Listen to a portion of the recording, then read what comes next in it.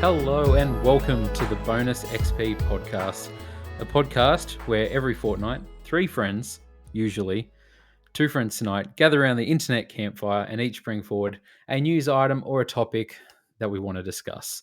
Uh, Joining me, as always, is one of my bearded boys, Greiner. How are you? I'm good, but that's Elden Lord Grana to you. Oh, I'd like Elden you to Lord use my proper Greiner. title from now on, thanks. Sorry, Elden Lord Greiner. You know, it's funny. I was actually going to say the man they call Mr. Minesweeper, and I was going to call Greiner Master Chief himself, but he didn't. Conan Master Chief himself, but he didn't show up. So, but Elden Lord, I don't mind it. Elden Lord. Don't mind it. Um, so no Conan this week, so it's going to be a bit more subdued. We won't have his mediating. Maybe we'll get into a bit of a tiff here, but we'll get into it how we usually start, and that's by discussing what we have been playing. I haven't been playing much, unfortunately. So, Griner, as always, doing the heavy lifting for the podcast. What have you been playing this past fortnight? I've been hammering out some games, man. So I finished Elden Ring, 80 hours. You finished it? Yes, finished it. I think I saw most of the game. I think I was missing 7 achievements, and 5 of those are for alternate endings. So, oh, okay, wow. So if I'd finished it 5 more times, I would have had all but 2. Hopefully, I would have found the other 2. But that's pretty thorough for 80 hours. I've seen like heaps of people be like, oh, 110 hours, and I'm still discovering new things or stuff like that. Yeah, I don't want to say I'm pretty good at Souls games. But no, I don't know. I didn't I have seen a lot of people saying, this is my 70th try on this boss, and that particular boss I beat in 4 goes. Yeah, and I don't think I'm very good. I was definitely over leveled, so I think they expect you to be 120, 130 when you finish the game. I finished the game at 170. Okay, my level. Yep. So and I didn't grind. I just very rarely lost souls, and I've played these games before. I just kind of know what I'm doing a little bit. Yeah, I think I deserve some credit for that. But yeah, I loved every minute of that game. Yeah, I think I was ready for it to end by the end. Coming into the last area, I'm cool. I'm ready to just get this done. Yeah. I wasn't going out of my way to look for secrets because I had all the gear I wanted. I was way over leveled already. I wasn't going to find anything that was going to blow my mind. I didn't think anyway. So towards the end of this journey, was it challenging anymore? Oh, definitely. The last, not the last boss. So I guess technically the fourth to last boss. There's a lot of bosses in this game. The fourth to last boss, Malekith, for people playing along at home. I struggled quite a bit with him. Took me quite a few goes for him. Yeah. But the really hard boss that everybody's going on about is I think it's Melania. That's the one I've seen most people talk about. Yeah, and so I don't know. I didn't really struggle with her. 3 goes, and she was down for the count. So. Yeah. I don't know. I just had I think I had a build that suited her style well. And I think people, I had pretty much maxed out my health. I was using all the damage reduction stuff. I think people try to go too offensive, and I think turtling up in that game actually can work really well. Even though that boss is kind of anti-turtle, I don't know. Yeah. I just didn't struggle with her that much. So, yeah, I don't know. I really love that game. Definitely somewhere in my top games of all time for sure. Yeah. Yeah, right up there. Just a great experience. So now that you've finished it, yep. Where does it rank against the other Souls games? In terms of games I would want to play again, it's number 1. Yes. Is that just because it can be completely different? Or... Yeah. And there's just so much to explore. And there are things that I have seen other people finding that I didn't find. So it's not like I found everything. I think I was pretty thorough. I think I found most things, but I've definitely seen, you see videos on online of places, and it's where the hell was that? What the hell is that weapon? What is that spell? I never saw any of that. Yeah, I think it's my favorite one. I really want to play Bloodborne. They need to release that on PC. Yep. I know. I think I would really enjoy that game. I guarantee you would. Yeah, I know I would, but... There's no way Souls fans don't like Bloodborne. It's I love Bloodborne, obviously. At the moment, it's my favorite. Yeah, it's crazy to me that it's now 7 years old, and It's still not on PC. Yeah. We haven't gotten like a PS5 patch for it to run in 60 frames a second or anything like that. It's stuck on 30 frames. I don't know. Yeah, I think if the rumor is true that Sony buys From, I think they might do Mm, something with it because that'll get people on PC playing it, and they'll be like, I want more of this, and then they'll have to yeah. splash out for a PlayStation to play the next game. We'll Well, see.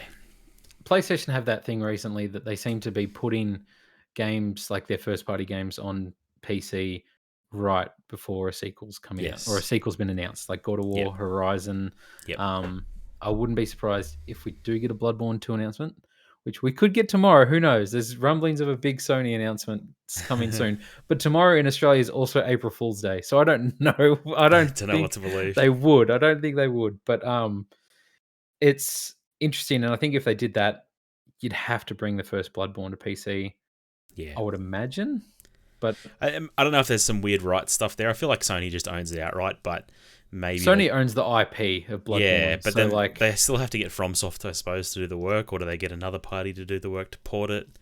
They well, probably can. I don't know. Sony last year acquired, it wasn't a big acquisition, but a studio called Nixus, which is pretty much what they do is port stuff to PC.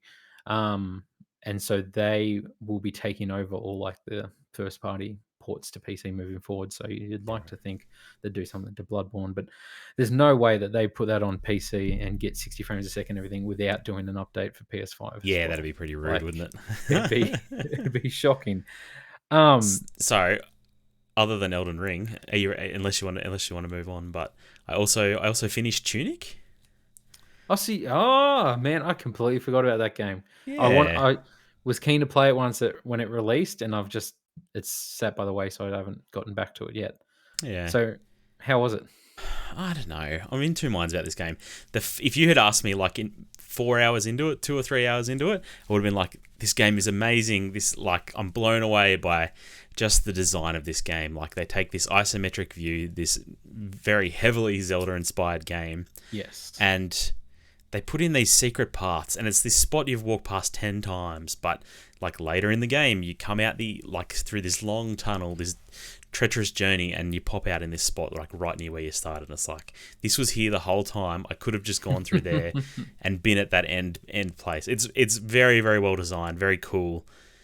Do you know if is that possible? Like, if can people find that hidden path and Oh, get? for sure. Yep. Oh yeah, Because okay, cool, sometimes cool. you do. Sometimes you do find the hidden path, and it's like, oh, this is cool.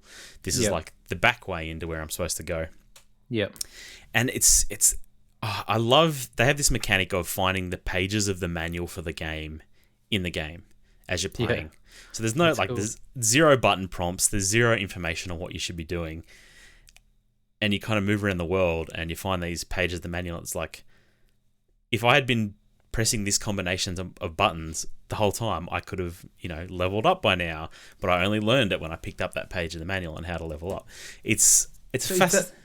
is that a good thing or a bad thing? Because Yeah, because every time that happened, I'm like, holy crap, I could have been doing this the whole time. This is so clever. yeah, My problem with the game is, there's a few problems, but in video games, if there's a waterfall, you've got to be able to walk behind it and find something, right? yep, This is just the game. This is treasure behind the waterfall of the game. Like, there's yep. always something in front of you. You're always walking behind something, and it gets a bit tedious after a while. Like, at first it was charming, it was endearing. It's like, oh, cool, there's all these secrets, all these hidden paths. But when everything is a hidden path, it kind of feels a bit tiresome. There's also two endings. So I got the crap ending. Oh, that's the worst. And it wasn't until I beat it, I found out that there's actually another ending that involves a mechanic that I hadn't even discovered. And I hadn't even figured out. Apparently, I never found that page of the manual. And I was like, do I go back, run through, like, basically have to backtrack all through the game and to do this? I'm like, I don't think I've got the patience. And the combat sucks. The combat's not good. Like, it's very Zelda, old school Zelda inspired. And there's a reason we don't make games like that anymore. Yeah, it's a good callback, but it's not like it's a fun thing. No, it's definitely not fun for the combat. And, like, the puzzles are really cool, but I don't know.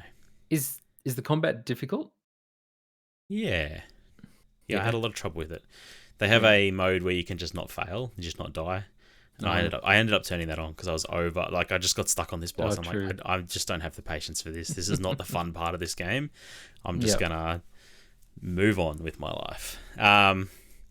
So yeah, it's good. It's great that it's on Game Pass for free because that's a great way to experience this game. It's very Yep. clever. At least play the first few hours because I think they're very very smart. How long is it? Like I to think it beat took it? me about 10 hours. 10 hours. Yeah. Yeah, so not hugely long. True. You could get through it quicker if you turned on that no fail mode. Yep. You'd probably get through it pretty quick, I reckon, if you were just there to experience the puzzles and stuff. Yeah. No, I'm definitely keen to check it out. I haven't been playing much this fortnight. I played a bit more Horizon, Yeah. played a bit more WWE, played now I sat down a week ago, and now this is gonna be my first topic for the show. I sat down a week ago to play Elden Ring, Mm. and I was like, "Okay, here we go. Week to the podcast. We're all gonna be, knee deep in Elden Ring. I need to be there with the guys. I need to try and do this." And I can't do it. I'm I'm struggling with this game and um not finding it difficult. Like not even to a point where I have been able to find it difficult. I'm talking about playing the game. I'm Yeah. having trouble. And now I'm pretty sure I'll be the first person on the planet to say this statement, but I feel like Horizon has ruined Elden Ring for me. Okay. Like legitimately, after playing Horizon for 50, 60 hours Mm. and then going to Elden Ring, I feel like I'm downgrading. I feel like what people say they felt like when they played Horizon or Breath of the Wild and then try to play Horizon after that. And it's just Horizon to me is so polished. It's got everything I want, like story, characters, great voice acting, amazing graphics, 60 frames a second. Like it's the best one. Like it's like one of the best open world games I've ever played. Mm. When you look at that Ubisoft style of open world games, I 100% understand the argument that there's a fatigue to that, and like the tick boxes or whatever. But this, I think, right as Elden Ring changed the game, this perfected that formula. I really feel like this game, every side quest is really meaningful. Like legitimately every side quest. I did every side quest, and didn't feel like, oh, okay, this is one of those side quests where I've got to go collect 10 of those things. Obviously, for crafting and stuff, that's like, well, yeah, you got to collect a certain amount of each item and everything. But the quests themselves, they got the writer from Witcher 3, who that game's praised for how good it's and deep its side quests Mm. are. And the side quests, there are side quests in there that are legitimately an hour or 2 hours long. And I went to do it because I was like, I'll just quickly get this out of the way and then do the next main story. And then I Yeah. get involved in that story and this character who I was just introduced to, and I'm like, oh wow, this character is really cool and his backstory is really cool. And then it's like, okay, well, farewell. Like I was like, that was such a cool character. I was like, and I never see him again unless I Mm. go back to that place and talk to him and check in on them. But it's like the world I feel is filled with these interesting characters. And now when I say that then playing Elden Ring, I understand everybody else is having the opposite thing. But I feel like I'm noticing things. I'm just like I played it for legitimately an hour last week. Mm. And I was just like I I'm picking out like texture pop in. I'm like annoyed at like frame rate drops. And I don't know what your experience was like on PC, but well, from what I've read, it's pretty much across the board. Like you can't really get like a solid 60 frames a Mm. second, you know? But I was riding my horse around because I'd just gotten the horse, riding it around, and I felt like every time I turned the horse around, like the whole ground was popping in texture. And going from a game that looks stunning, like Horizon, that I feel is like really the first true next gen AAA PlayStation like game sort of thing. Yeah. Where like I feel like so many little details like are meticulously crafted, and Elden Ring's not about that. I would 100% say, yeah, you know what, Elden Ring's world is probably better to explore and like to be immersed in and everything like that.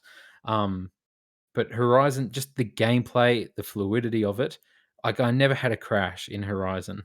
Um, and I know this will sound like me nitpicking Elden Ring because I mentioned this issue weeks before it even came out, but I've legitimately gotten annoyed with it 3 times needing to leave the room and not been able to pause it.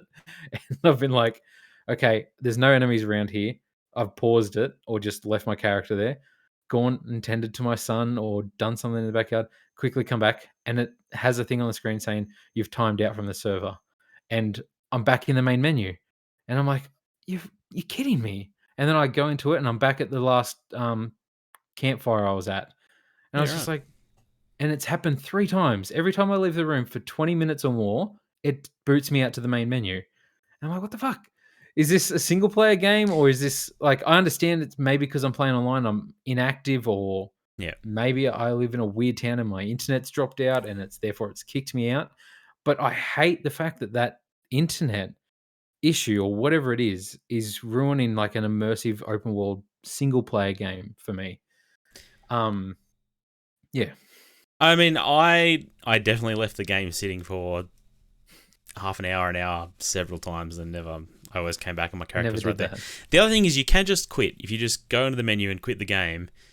Like you'll literally be where you quit from. Really? It doesn't take you to the last Nope, bonfire thing you're no, at? not at all. The only time it moves you is if you do it inside a boss fight. It'll Mm, set you outside the boss fight. So you okay. can just quit. Like obviously you got to load the game again, but the load times are very quick in this game, which is nice. Look, Yeah. I'll be honest. I knew from the start you would not like this game. I just knew it. I knew this was not a game that you would enjoy. Um, I want to. I really yeah, want to. But I think like it's been a really popular game, and I think a lot of people are going to have the same experience as you. Like I yeah. think there's going to be a lot of people who will pick it up and they will bounce off of it. And even I, like for the first few hours, I was like, is this what I want to do? Like this doesn't feel that great. But I don't know. It got its hooks into me, and then I was in for the haul. But And I'm sure there can come a point where it will do that. And mm, I'm not selling the game. I'm interested in we're in a bit of a drought now. There's no games coming out for a while. So I mm, know like this game is there for me and I can jump into it and I want to get there and finish it. I want to discuss it with you guys. Um like I said on the last podcast, maybe it goes back to the whole thing of my previous experience with Souls games has been very hand holding and yeah, having an expert walk through it with me. And I've loved that experience of just like 2 or 3 guys just running around this crazy world being like, "Oh god, what the hell is that thing?" You know? yeah. Um, maybe I need to do that, but I feel like I want to experience like what people are doing, sitting there with their journals and going on an adventure on themselves, like in this crazy land and all that. But I just feel like I do need my handheld a little bit and not just combat wise, but like quest wise. Like I understand that it's an awesome feature of this game, well, debatable, that like it doesn't follow the rules of modern Yeah. RPGs, but that annoys me. Like, oh, I want a quest log. I want to know who I've talked to, what I need to do for that person, and tick it off. I really want that. That I feel like that would be a major hurdle for me that I could get It's over like it's if literally just not this game though. Like there was several quests that I just totally stuffed up. Like I gave one character a potion from another character. He's like, go give this to this character. I give it to her, and she just disappeared. I never saw her again, and I really liked that character. I wanted to do that character's quest, and she's just gone. Like, and it's just like, well, I'm never going to see that's that not quest line. good, is it? It's okay. Like that's just my experience. That's the experience I had going through this game. And like I would be lying if I said I never looked anything up. Like there was definitely characters that I really enjoyed, and I'm like, I just don't want to stuff this up.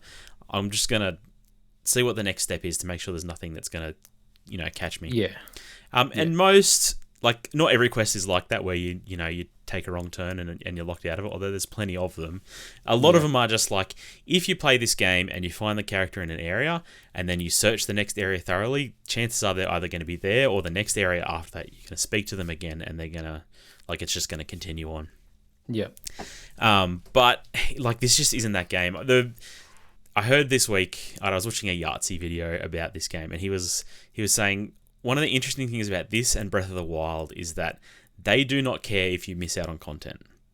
They do not No. care that somebody put in not 100, but put in, like, a whole team of people put in hours to designing a boss that you might not ever find. Yeah. They don't need to signpost it. They don't need to give you a quest to go there. And for me, I think there is fun in finding that for yourself, in having this boss come up out of nowhere. And I like the fact that they're okay with half the people missing it if half the people get that extra joy from finding it through discovery, right? Yeah. Without having to be directed there from a quest log, without having to be signposted the whole way along, without having to follow a marker on their map.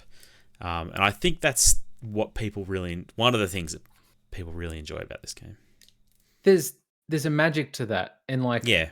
I want that. That sounds great. And like, I compare that to Horizon, and like in Horizon, I'll be walking, and like Aloy basically verbally directs you to everything. She's Yep. like, "Oh, I wonder what that thing is over there. I bet I could glide down to that area from here." And it's like, Mm. okay, I'll try that. So you do that, and you end up somewhere. You're like, "Oh, cool! Look at that." It's very much, you can find everything in this game, like pretty Yep. easily. While from what I hear of Elden Ring, it's like constantly surprising people. People are like, what? I didn't realize there's this whole thing underground or like up here, and like Yep. it's so deep on every level basically. While Yep. Horizon, it's like, here's the landscape, here's my ways to get to that and that and that and that sort of thing. Um, and I like that, and I think this is going into the whole thing. I feel like 13-year-old me would love Elden Ring. Like, even though this will sound weird because Oblivion's very much quest logs, all this sort of stuff, but like that sense of, when I played that, that was like really the first RPG I'd played and gotten Yeah. into. And so I was just doing stuff and just not realizing the consequences and being like, oh my God, that's like, I remember not sleeping in that game for like, I'd forgotten that you could sleep in that game basically. Yeah. And legitimately, it would have been 40 hours after I'd first murdered someone and I went to sleep, and the Dark Brotherhood showed up when I woke up. I mean, like, you killed someone. I was like, what? What is going on? And then, like, the whole Dark Brotherhood quest line. And I was just like, oh my God, has other people discovered this? Like, what's going on? How'd this Yeah. happen? Because, like, this was before me going on the internet and reading all this stuff. And that, and Elden Ring, I think, would have been great for that. Yep. Now, at the point of like life I'm in, long games scare me. Complicated games scare me because I feel like I don't have the patience or time to commit to them. Yep. Even Horizon was big for me, where I was like, oh, okay, I wanted to finish it because I'm interested in the main story, obviously, and I branched out and I did a bunch of other things, but I appreciate so much games that are 8 to 10 hours now, and anything that's like long. Like I said, I gave up on Assassin's Creed ages ago. Valhalla was the only one that managed to pierce through and I got into it. But even then, all the people who say they did 120, 130 hours, like, I've done it and all the DLCs in 68 hours because I paid to not grind, because I was like, I just want to do the quests. Like, Yep. I I feel like I don't have that time to be like, sit down for a night and just go adventuring in the dark lands of Elden Ring or something like that. Yeah. But I want to. You're I wish definitely I not could. alone. You're not alone in that sentiment. Like, I hear that a lot. That, and I'll admit, like, I was making time where I probably shouldn't have been to play this game. Like, there were several mornings where I woke up at 3 a.m. and played for 2 to 3 hours before work. Like, Yeah. is that healthy? Probably not. But I enjoyed it. I enjoyed it nonetheless. So I don't know. Yeah. So that's, and like, I'm conflicted because I really feel like Horizon's being treated unfairly. No, here we go. No, like, legitimately, no one's talking positively about it in the gaming press because of Elden Ring has taken over, and all of a sudden this style of open world games that people have been doing for years is like all of a sudden a bad thing retroactively because 2 weeks later Elden Ring had come out. So now the conversation around Horizon is like, "Oh no, that's outdated because of this." And the people who are saying that haven't played it. It's real like it truly is a great game with a great story, great characters, um, and a fun open world game. Like not only can you ride dinosaurs, you can ride like pterodactyl dinosaurs. You can fly around that whole map, and it Hmm. feels awesome.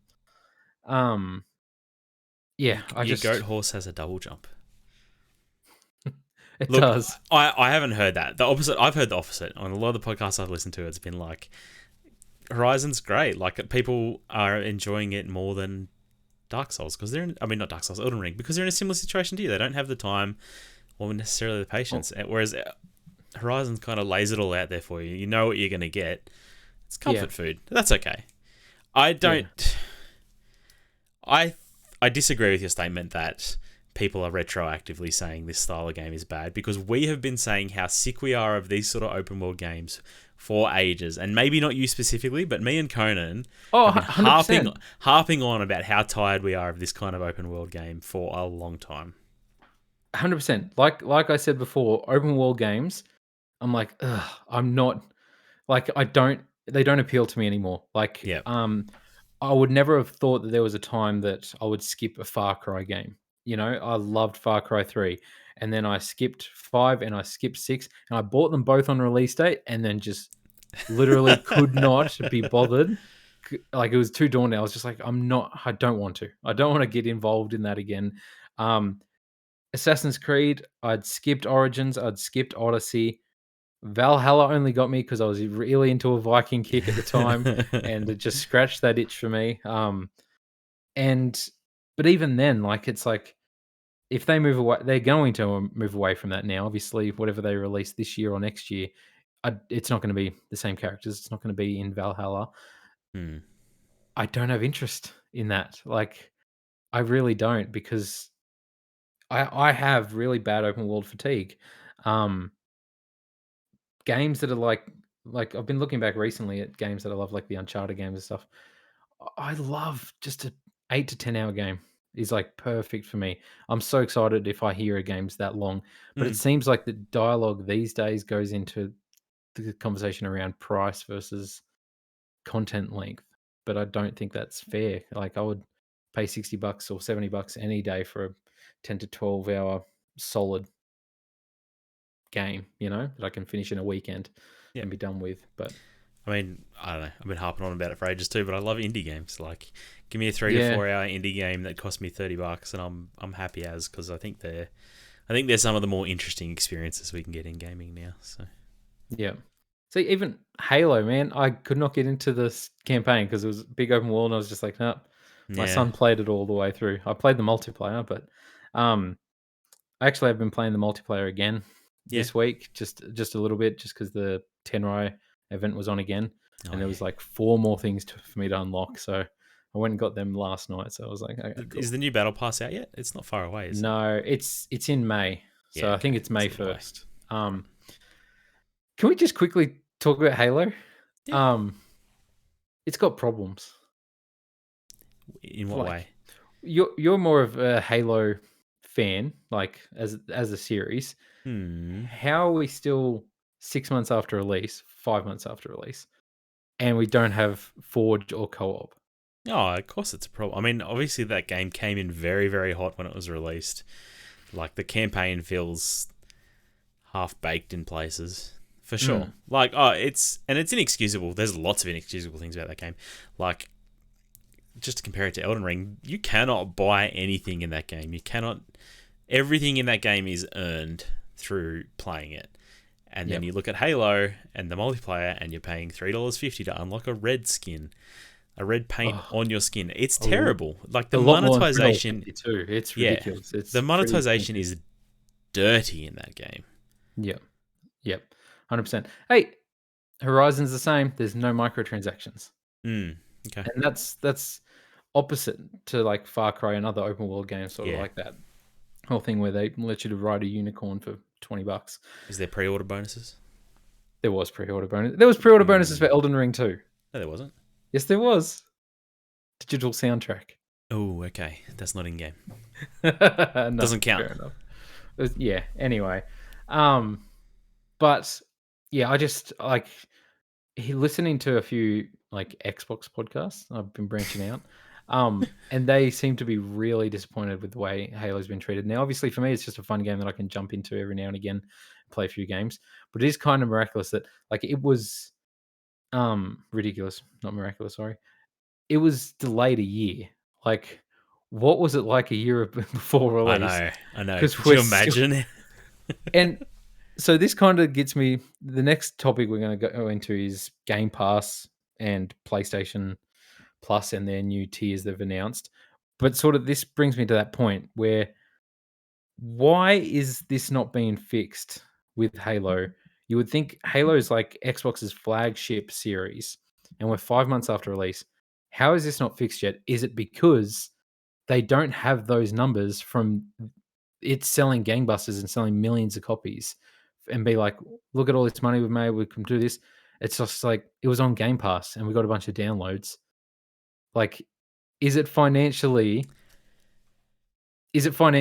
that game's not having the support? Like Fortnite updates every week, because they're very different games, man. they are, but Fortnite's a machine. Fortnite's insane. Like nothing compares to Fortnite. But in the way it updates, I think it's unfair to try and get other games to update as much as Fortnite. And adding co-op to Halo is very different to changing the skins in Fortnite. Adding co-op to Halo's campaign should be easy because it's not like it's a brand new. It's not like they've been like, can you imagine Halo but in co-op? It's something that's been there since the very start. But they've never done an open world like this before, and I think they have major issues with performance in co-op. I think they have huge problems they're trying to overcome. But to your point, I think if this game was a retail game that you went to EB Games, paid $100 for, and you bought it, yep, they would probably not even bother to fix it because they have your money. The fact that they can now, in 6 months, say, hey, co-op's come out and get a whole bunch of people to subscribe to Game Pass. Hey, Forge came out, get a whole bunch of people to subscribe to Game Pass. Maybe this is on purpose. Maybe. I don't think so. I think fundamentally that game has huge issues. Like, I mean, it came in really hot, and like you say, it was a year delayed. Like, that game was busted a year, 18 months ago or whatever now. Like, yeah. I think to say that they don't have the resources is wrong. I think there's a lot of resources there at 343. I think they have challenges. I think they have huge issues. Something was not designed well with that game. So, because obviously there's a studio that was developing Halo, Bungie, who've done open world maps with co-op, Destiny 2, and done it quite successfully. Yep, as far as I know. But yeah, maybe they shouldn't have got rid of Bungie. Maybe. I don't think they got rid of Bungie. I think Bungie wanted to go. Yeah. Well, now Bungie is owned by Sony. Yeah, I know. How good is Bungie didn't want to be owned by anyone. And then they got bought by Activision. 2 times. And then they regretted that. And yeah. But never learn. I never got around to Destiny 2. I should get around to. I've never played Destiny either, and I feel like it's a game at all. No, really? not at all. I was real keen for it before it came out, and I don't know why I never picked it up. I actually put 20 to 30 hours in the first Destiny. As not an online guy, I remember being super keen, and I was there back in the Peter Dinklage days of him being the ghost before he got replaced by Nolan North. But yeah, no, it's Destiny 2 looked really fun. I should jump into it. I hear a lot of good things about it. Just wait for Destiny 3. Yeah, true. We'll play together. Yeah, no, it'll be good. So obviously this week PlayStation announced their new different tiers for PlayStation Plus. I'm just bringing up here now what some of those tiers are. Sorry, I was in there, but my page crashed. What's your first impressions? Obviously, you don't have a PlayStation. No, I don't. I wonder who this... I kind of wonder who this is for. It, Mm. it's all back catalog, right? Yes. This is an instant back catalog, so I guess that fits for a lot of people. I guess. Like for me, if I bought a PlayStation, this is great, right? Like I get a back catalog. Awesome. Especially, I think if for people who skipped PS4, like Yeah. people coming from Xbox and to pick up a PS5 now and have your PS4 library available on there, Yeah. is massively appealing. But I can't help but think the lack of day and date first party games like we get with Game Pass is I understand it. I understand that the scope of the first party games in Sony so far have been a lot bigger. I think Microsoft's going to catch up with between Bethesda and Activision. I think they'll catch up. I think They've not proven it, but even even then, though, that's not. That's not What? Microsoft. That's not them. They can't make these games. They can't. Sony's not making them either. No, but the companies Naughty Dog that are, is. Yeah, but Naughty Dog is a Sony born company that have always made PlayStation exclusives. Bethesda and is PlayStation a Microsoft owned company. I don't understand your point at all. Anyway, you're just jealous. Not jealous of Xbox. But here's the thing.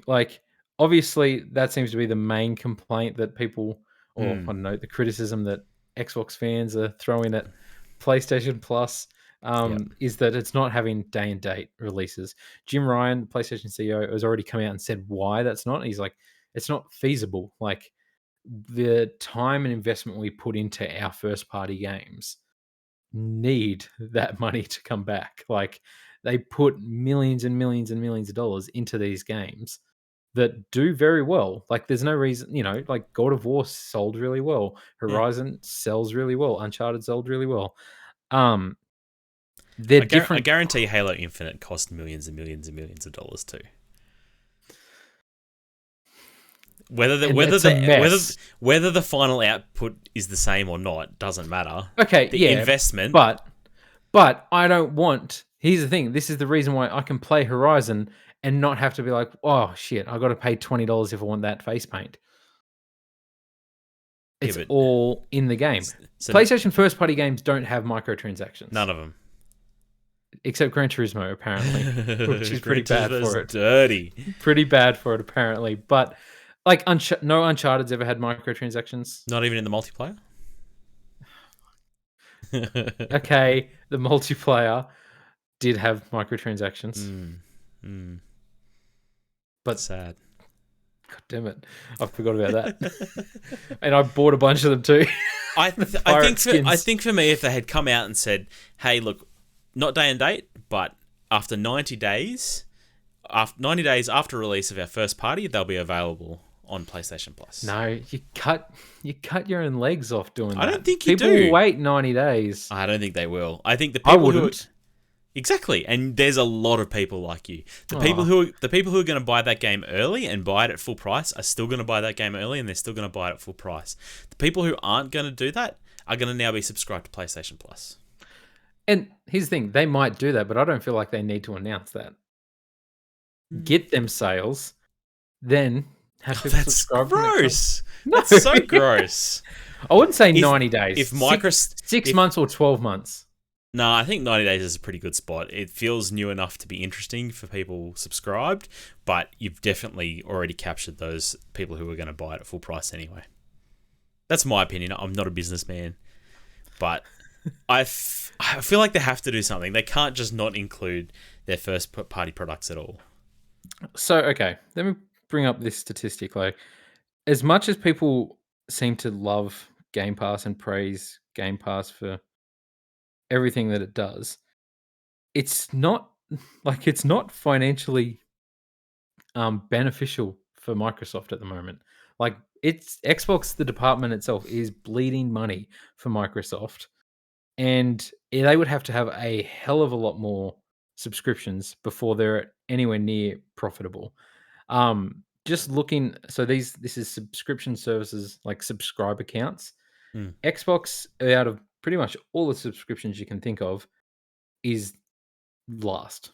So there's 25 million Xbox Game Pass subscribers, right? There is 7 million more Nintendo Switch Online subscribers, and that service sucks. That, And there's 7 million more subscribers of that. but it's also a third of the price. But it's also got none of the like. It's like, what is Nintendo Switch Online? It gives you NES games Look, and my the ability wife to play needs it to online. play Animal Crossing online, all right? I don't know Okay. why I still pay for it. She hasn't played Animal Crossing in a year, and I just renewed it last week, and I'm very annoyed. But PlayStation Plus is 52 million, so double that. I don't know where you're getting these statistics from, but It's a photo I found on Twitter. yeah, okay. So very, very much verified. And look, Microsoft has been losing money in its Xbox department for a long time. That's been well known. But Yeah. I think Game Pass is making money. Like, I think it's obviously their goal. That's what they don't care about hardware because they're happy for all this stuff to come out on PC. This is what they care about. So obviously they see there's value in it. Absolutely, they do. They want this to be Netflix of games. They want Yep. it to be on everything. I'm sure they would love it if it could just play on TVs natively and Yep. they'd have it installed and people could just subscribe to it. But is that good for the gaming industry? I don't think that's good. I know this is a different conversation, but like that's not good for developers. That's not good for creativity. It's just like I feel like developers aren't making as much, or obviously some are. They're getting a big payout just to have their game on Game Pass, but that reward to just get a base sum off putting your game on Game Pass is different than selling your game and knowing this is the hard work we put into it. It's sold 20 million copies. Yeah, but How do you rate that success of how many people download it and then never played it again? Yeah, I mean, it's weird. It's a weird new world. I get it, but I don't know. I just don't think it's... Sony's literally copying them now, though. They're not, though, because they're not doing day and date games, nor should they. I would be disappointed in Sony if they did day and date games, and I wouldn't support that. I would buy the games anyway. I don't know, maybe if I was struggling in the wallet department, but it's like Sony's games are quality. Xbox first party has not released a quality game in a very, very long time. That's not true.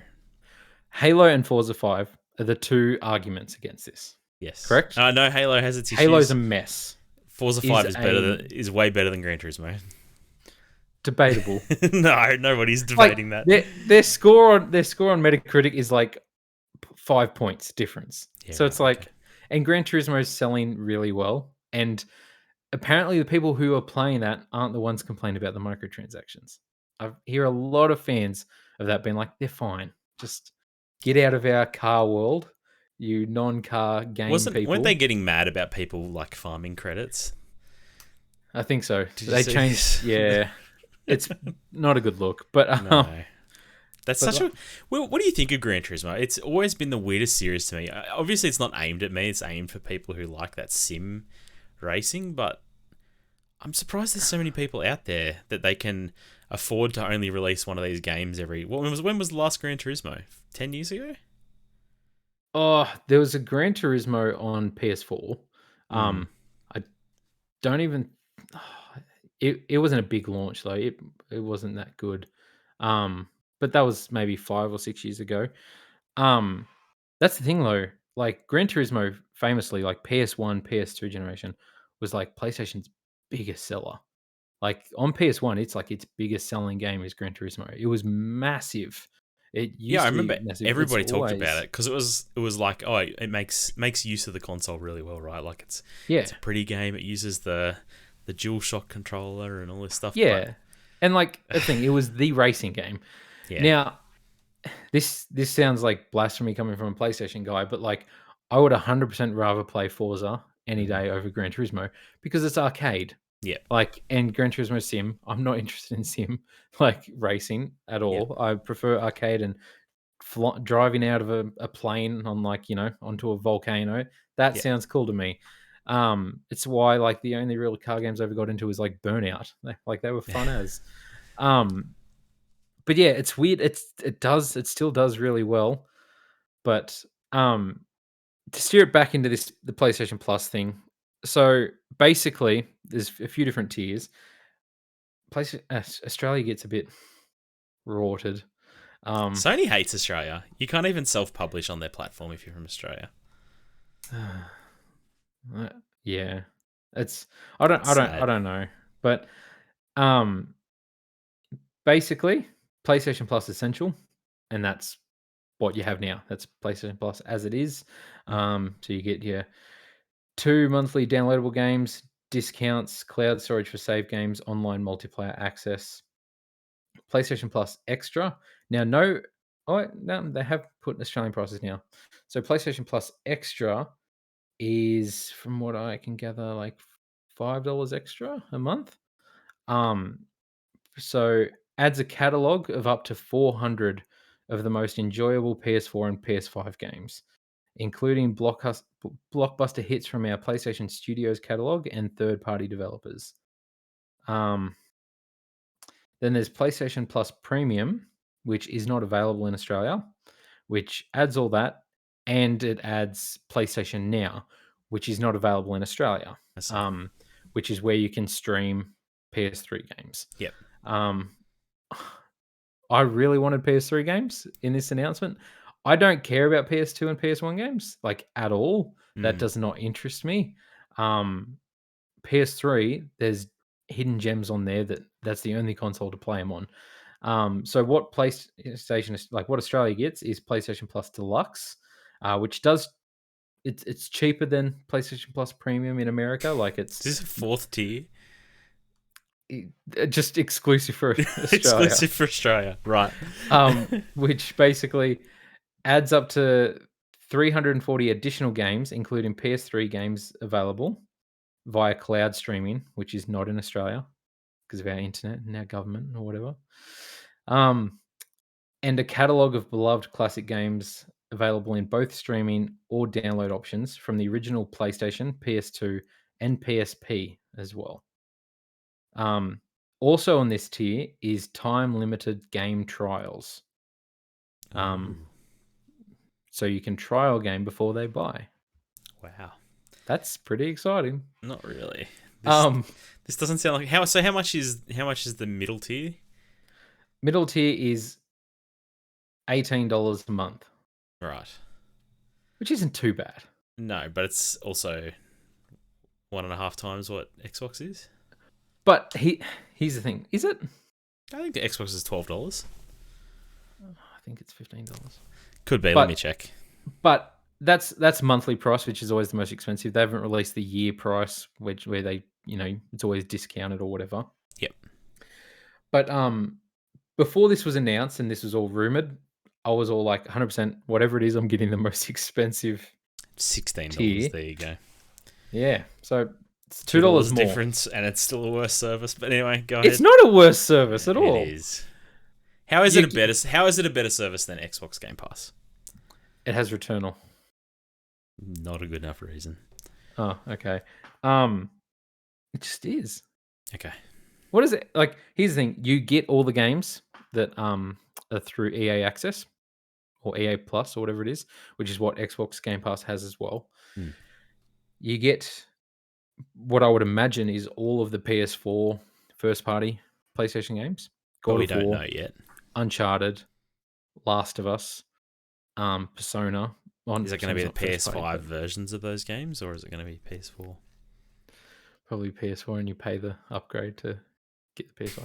No, surely not. I don't know, but I think it remains to be seen. They need to announce what these games are. I think. Yeah, absolutely. Like we don't know yet. The middle tier is what I'm going to go with, because I have no desire to play PS1 and PS2 games. I don't. This was always my argument with backwards compatibility and people being like, "Oh my god, I can play 30-year-old games on my Xbox One X." I don't get the appeal of it. Like, there's the nostalgia thing, and yeah, I bought the Super Mario collection, played it for 20 minutes. I was like, "That's neat," and I didn't play it. And I feel like that would be me downloading PS2 games, being like, "Oh yeah, I do remember when this was great." It's not great now. Like, I'm not playing this now. Yeah, That's yeah. PS3. I'm the same. Like, yeah, I can play everything on my computer basically, but I don't go Yeah. back and play old games much. No, I don't. There's a few that I go back to, like Portal, but that's it. I But don't know. Portal's one of those Yeah, games that holds up. I I feel feel like like I feel like it does too. PS2 games PS2 don't hold games up. is a lot earlier than Portal. I understand. Yeah, there's definitely nostalgia there. I think I can understand people disliking. I've got this game. I've got 100 PlayStation games, and I've bought the next console, and now I can't play them. That's kind of crappy. I've got 100 PS3 games, and now I bought a PS4, and I can't play them. 100%. But like we got over that 10 years ago when PS4 came out. Like No, I don't PS4 disagree. games you can play on PS5, and it's Yeah. like I remember feeling like that. I had 108 physical PS3 games, and that I could not play on my PS4. I traded them all in and basically paid off my PS4, which was great. Um, and that's the thing. Like there is exceptions. Like PS3, I would have been pumped with if I could have downloaded them. The bloody cell processor or whatever on the PS3 just seems to be a mystery that nobody can figure It's out. still the most powerful processor ever, but nobody can understand it. No, exactly. But there's hidden gems on there, man. The infamous games, um, like Resistance. Like I love the Resistance games, and they're locked onto that platform. Mm. Um, even just like third party stuff. I'd loved the ability to be able to play Oblivion on my PS5. I know I can play it on my Xbox, but I would love to be able to play it on my PS5 and get trophies for it or whatever. But anyway, um, but yeah, I'm happy with this. I think this sounds like a good service. You sound not that excited. I was excited for PS3 games, Yeah. Okay. and like the fact of the matter is, for me personally, being like the PlayStation guy I am, I'm like, what's going to be on there that I haven't played? Like for me, all the PS4 games that were great, I Mm. own. Like I own digitally and are playable on my PS5. So they're on there now that I could play right now if I want to. Yeah. I can't think of a PS4 game that I skipped that is in there, and I'll be like, oh damn, I'll get that. Now this won't sound very PlayStation fan of me. I really feel like this list of 400 PS4 games is going to be all the games that they've ever offered on PlayStation Plus as their 2 monthly games. Because like you get Yeah. access Okay. to them for that month, and then once that month is, they're back to like being able to be purchased or whatever. I feel like all them deals they've done, it'll be on here. Now, obviously on PS5, there's a thing called the PlayStation Plus collection. Now, that's pretty much got all your big hitting PS4 games. Last Yep. of Us, God of War, Persona, even got other stuff like Resident Evil 7, Fallout 4, like third party stuff. And that's all available for free when you have a PS5. And that's Yep. basically, I looked at that as like a great way for, say, like you, if you got a PS5, here's all the PS4 exclusives you missed out on last Here's your gen back catalog. Yeah. in here. And I have access to them as well. So it's like, there's nothing in this list that interests me, most likely. But it's a good service that will be handy to have. Um, I I don't get like we have PlayStation, PS2, and PSP games, so you'll be able to play PSP games on the PS5, but not PS Vita. Like That's a there's bit weird, Vita isn't it? games that I want to play. Like, man, I want to play Persona 4 Golden on my PS5, and that just doesn't seem like it's ever going I to wonder if happen. there's some weird emulation thing there that they can't get, just like the cell processor. Well, I think with the Vita there was all the touch controls, True. like on the back, That's rough. but you've got a Yeah. touchpad. You've It's got a not on the touchpad back on the though. PS, It's not on the but back. just do it on the front. It's easier. Oh, maybe not because you use the back of your fingers. Oh, who Yeah. knows? I don't know. But the Vita was great and treated unfairly. Um, Just like all Sony consoles, right? so as a PC guy, I'll get your final thoughts on this. Does this interest you at all? If you were to get a if you were to get a PS5, Hmm. or actually, I'll ask a different question. If this service was similar to Game Pass, this is on PC. Like, here's the It's a PlayStation very Plus different. collection It's a on very PC. different question. I would definitely subscribe on PC for sure. Yeah, I Bloodborne. think if it had Bloodborne, that's right. I would Yeah. definitely get it if I had a PS5 for a while. It doesn't sound like something I would keep. As in, I would get it and I'd play like Returnal and a few other games that I'm assuming will be on there that I'm interested in. Yeah. And then it doesn't sound like it's going to be an evolving service that's going to be continually updated with new games. Yeah. Unless they do the whole first party 90 days after release. Oh, which they should, I think. But even that, I think I would buy those games before the 90 days. I want to play them when they're in the zeitgeist. I want to play them when they're popular. Yeah. That's the thing about being a host of a popular gaming podcast. You need to have your finger on the pulse. You need to play some games every week, right? Yeah, exactly. None of us are doing it. Excuse me. Oh, except for you. That's what I meant. That's right. I know this is now going back to an earlier point we made. I just want to get back to it though. You were talking about this with Elden Ring, how like you played, you know, you can do something that cuts you off from a bunch of stuff by making a choice here or there. It's a shame there's no one on this podcast to defend Fallout New Vegas too much, but Fallout New Vegas, I had the same problem with, where I legitimately beat that game in 12 hours because I did something that apparently ended like all of the main quest lines. I remember I killed the house, Mr. House, the dude in Las Vegas. You don't remember him? I haven't played it. I mean, I've only played like half. Oh, you didn't play New Vegas? Okay. I killed him, and as soon as I did that, it popped up like quest failed, quest failed, quest for a bunch of quests that I hadn't even gotten yet. Like it just cut me off from half of the storyline apparently, and I finished the game. And Conan was very annoyed about that. Doesn't sound like you really experienced it, did you? No, because I finished that massive game in 12 hours. But yeah, I might do something similar with Elden Ring. Who knows? The first thing I did when I got into that open world, there's that NPC that talks to you at the very start. Like he's up, he looks cool. And straight away I had to Google, I'm like, can I kill him? Or is something bad gonna happen if I kill him? Because I was like, could I get that armor that he's wearing? It looks cool. I didn't though. You have to get it apparently later. He's important. Or he can be. Who knows? I don't know. He's useful. Yep. True. So don't kill the NPCs in Souls games usually. You can actually you can atone for your sins, and I think they come back to life. Really? Certain NPCs. Oh, true. Dude, oh man, I want to talk about some characters in that game. I want to play Elden Ring. I need your help. Anyway. I need your help. I know. There's a turtle in God of War as well. I'll tell you. You tell me what you need to know, and I'll tell you the answer. But I can't play with you, unfortunately. I wish there was crossplay. That's so annoying. It's really weird that there's no crossplay because I thought other Souls games had that, but maybe not. No, they didn't. I guess because two people that were helping me were playing on PlayStation as well. I need to ask my brother, who's like the Souls guy, for his help in Elden Ring. I haven't checked in how he's gone with that. I do want to play Elden Ring. I will get around to it. I promise. It's my endeavor for the next podcast. We'll discuss Elden Ring. Maybe Conan's played a good chunk of it as well. Maybe I'll finish it. I highly doubt it. I don't think it's for you. I don't think you'll get into it, if I'm honest. Really? At all? Nah. Probably I think not. you'll bounce off. I'll probably just play with the That's okay. Game. Not every game's for everyone. But it's not, though. I feel like I'm missing something important in gaming. And to be honest, even though I put 70 hours into it, I had the same experience with Breath of the Wild, where I was just like, it's not clicking like how it's clicking for everybody else. Like, I mean, somehow by some miracle, didn't find a Korok seed till the end of the game.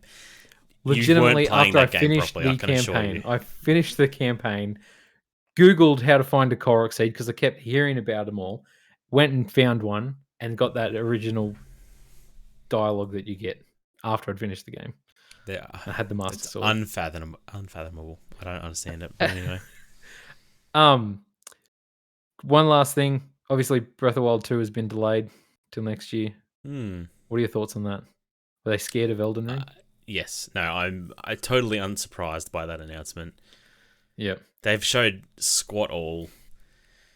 Did you watch the little new clip they showed? Oh, I started watching it and I'm like, I couldn't even tell you which is the new part. So I'm like, I'm just going to be surprised when this game comes out. I don't need to see screenshots of it. I know it's going to be up my alley to some degree, unless it's a total flop. But I doubt it. Yeah, I doubt it. I think it'll be But good. it'll be interesting to see how people look at it after Elden Ring. I know Elden Ring's similar to it, but it's not super They're similar to it. different but similar. Yeah, it's a weird thing because people were like, "Oh, this is the new open world." When Breath of the Wild came out, but nothing really copied it that much. No, It'd be I interesting to see if they was. try that with Elden Ring or not, or if they just keep going back to the Ubisoft formula because the studio executives can't handle someone spending a bunch of time crafting a dungeon or a boss and then having people not find it. See, that's the thing. Like, it's a great point because everyone talked about that with Breath of the Wild, and then we haven't seen anything like it since until Elden Ring, really. Mm. And it's doing its own thing as well. But I guarantee you, Elden Ring's going to be pretty influential, and obviously it's going to be a few years before we see that influence come out. Hopefully, it just hasn't something else hasn't come out and changed it. That's all. Then people are about to release their game. Horizon 3. Exactly. It'll come out. It'll be the Elden Ring version of Horizon, and then something will come out just to change the whole game again. Um, Last thing, Elden Ring. Obviously, so many people now, especially with Breath of the Wild moving, are just declaring that Elden Ring will be the game of the year this year. For you personally, can God of War Ragnarok beat it? Probably not. No, there's no chance. It'd have Oh, to I be don't know. pretty Oh, spectacular. it's such a weird question. Like, here's a game that hasn't come out versus a No, but game that like, come has on, come you've out. played the first God of War. You know what you're expecting. I Uh, don't think God of War Ragnarok's going to be very different from the first God all of War. right, It's going to be more God of War. if I had just played God of War and then I just played Elden Ring would win. If True. God of War came out this year, yeah. Mm. I like God of War. I loved it. I had such a good Yes, time with it. I know you did. It makes me I warm hope in I'll my. enjoy Ragnarok. We'll see. Maybe I'll get to It's play it one day. it is coming this year. Is Get a it? PS5. We'll I see. guarantee it. Guarantee it. Well, thanks for watching. Like and subscribe as always. This episode is actually still brought to you by our good friend Conan's book, The Taste of Iron. Even though he's not here, his payment still went through, so I still promote his book. That's available on Amazon to buy physically or on Kindle. It's a great read. Follow us on social media at Bonus XP Podcast. Check out our other podcasts where we review movie trilogies. We just did the Predator trilogy, and next we'll be doing the Frontier trilogy, which is technically not a trilogy, but Conan says it is. So we're going with that. And that is the Good, the Bad, and the Worst podcast. But other than that, we'll see you next time. Thanks. See ya. Stop being maidenless and play Elden Ring. I will.